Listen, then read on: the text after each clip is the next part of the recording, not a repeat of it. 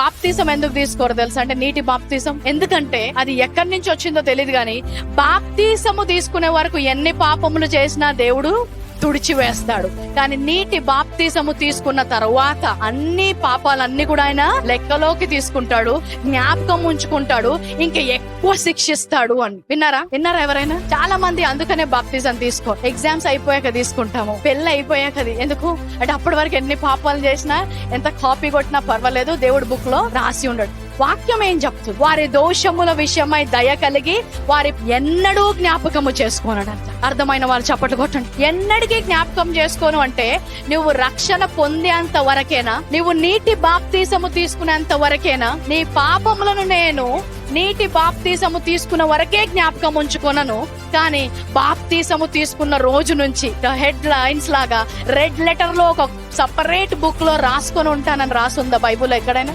పాపము చేయడము మంచిదనట్లేదు. పాపానికి there are consequences to the sin. దానికి ప్రతిఫలం ఉంటుంది. ఫర్ ఎగ్జాంపుల్, ఒక వ్యక్తి సిగరెట్ తాగుతున్నాడు అనుకోండి, సిగరెట్ తాగుమనట్లేదు. సిగరెట్ తాగితే తప్పకుండా నీ శరీరానికి హాని కలుగుతుంది, నీ లంగ్స్ కి క్యాన్సర్ వస్తాయి, మూతికి క్యాన్సర్ వస్తుంది. సిగరెట్ డబ్బా మీదనే ఉంటది, క్యాన్సర్ ఫోటోస్ ఉన్నా కూడా. సిగరెట్ తాగడం వల్ల ఈ రోజు నీకు మంచిది అని చెప్పట్లేదు. నూతన నిబంధన ఏమంటుందంటే నువ్వు సిగరెట్ తాగినంత మాత్రాన దేవుని ప్రేమకు దూరం అయిపోలేదు. ఆయన నిన్ను పాపిగా చూడట్లేదు, ఆయన తన బిడ్డగానే చూస్తున్నాడు.